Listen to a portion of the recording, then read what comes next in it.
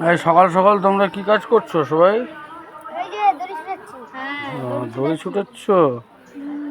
আচ্ছা, এই যে এদিকে সায়ন দড়ি ছুটাচ্ছে সকাল সকাল, এদিকে হচ্ছে অনিক আছে, হ্যাঁ, তারপরে এদিকে হচ্ছে এর নাম কি রে? অয়ন। অয়ন, অনিক, না ছোটন, হেট, অয়ন না তো ছোটন।